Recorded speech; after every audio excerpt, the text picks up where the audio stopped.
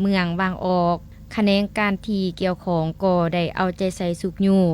ปลูกระดมค้นคว้ยบรรดาสมาชิกพรรคพนักงานรัฐกรและประชาชนบัดเภาให้ซุ้มใส่การผลิตกสิกรรมปลูกฝังเลี้ยงสัตว์ให้กลุ่มตนเองมีส่วนแห่ไว้และส่งเสริมให้ชาวกสิกรหันมาผลิตกลายเป็นสินค้าให้หลายขึ้นนำใส่เทคนิคอันใหม่ที่เหมาะสมเพื่อยกสมรรถภาพผลผลิตให้สูงขึ้นซึ่งเริ่มจากครัวหน่วยครอบครัวเป็นหลักดังนั้นตนเองและครอบครัวได้ตัดสินใจสอกหาเนื้อที่ทำการผลิตกสิกรรมในเขตบ้านคำวงศาเบื้องต้นมีเนื้อที่ปลูกมันต้นทั้งหมด3เฮกตาร์ผลผลิตได้6ต้นต่อเฮกตาร์เฉลี่ยเป็นเงิน35ล้านกีบต่อปีแต่เห็นว่าตลาดเก็บซื้อมันต้นในเมื่อก่อนบ่ทันกว้างขวางและราคาบ่ค่อยดีรายรับก็บ่สามารถตอบสนองได้ตามความต้องการกับการสวมใส่ตัวจริงฉะนั้นจึงได้หันเปลี่ยนมาปลูกอ้อยนำบริษัท TTC ตามกลไก 2+3 ก็คือการลงทุนแบบมีส่วนร่วมเริ่มแต่ปี 2018 ถึงปัจจุบันนี้โดยได้เรียนรู้และนำใส่เทคนิคที่ตนได้เรียนรู้นำประสบการณ์ตัวจริงบวกกับเทคนิควิทยาศาสตร์กสิกรรมแบบใหม่ๆที่เรียนรู้นำบริษัทและห้องการกสิกรรมและป่าไม้เมืองภูวงการลงทุนปีทมิตรนี่เพราะว่า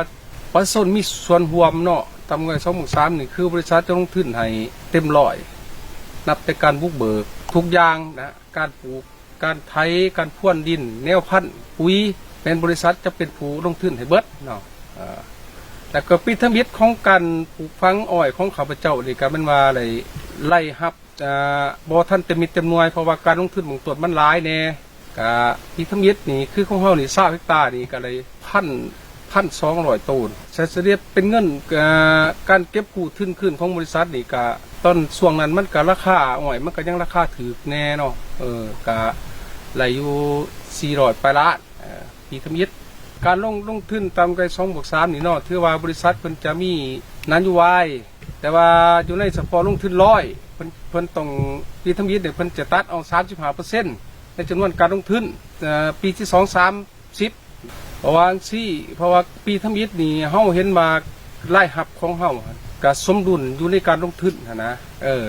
อยู่ในการลงทุนเพราะว่าบริษัทเขาให้ความสำคัญกับ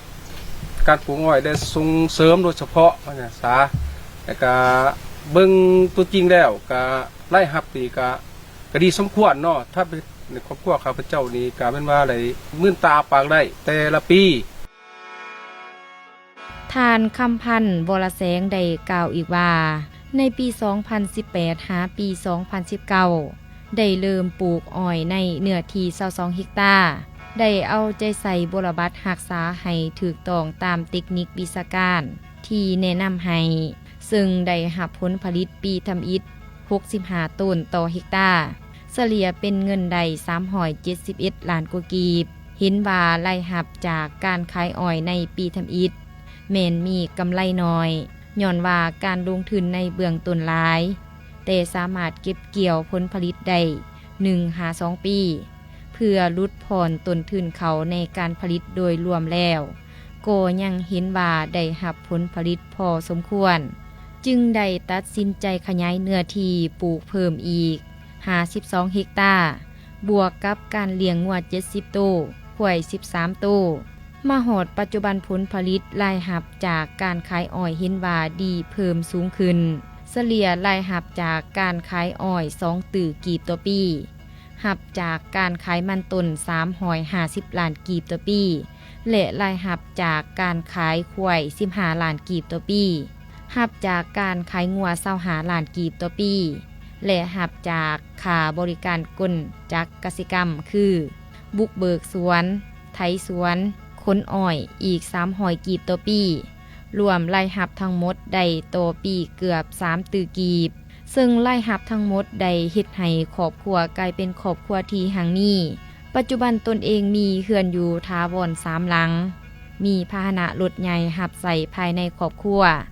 รถใหญ่รับใส่เวียกงานกสิกรรมและเครื่องมืออุปกรณ์รับใส่เขาในการผลิตด้านกสิกรรมหลายรายการ ทานจำปาสักกุณวงศ์หองหัวหน้าหองการกสิกรรมและป่าไม้เมืองภูวงศ์ได้ยังยืนว่าผ่านมาทางหองการกสิกรรมและป่าไม้เมืองภูวงศ์ได้เอาใจใส่สุขอยู่ส่งเสริมประชาชนปลูกฝังเลี้ยงสัตว์เพื่อค้ำประกันเสบียงอาหารและผลิตเป็นสินค้าโดยจัดตั้งการผลิตเป็นกลุ่มอย่างเป็นขบวนการฝึกฟื้นส่วนครอบครัวทานคำพันธ์วรแสงก็ได้มีการสุกอยู่ส่งเสริมโดยติดพันกับบริษัท TTC ให้คำปรึกษาทางเทคนิคการปลูกการเลี้ยงอยู่ในระยะผ่านมาก็ถือว่าพวกข้าพเจ้าได้แต่งวิชาการลงมาติดตามกวดก้าประเมินความเป็นไปได้และแนะนำทางด้านเทคนิควิธีการ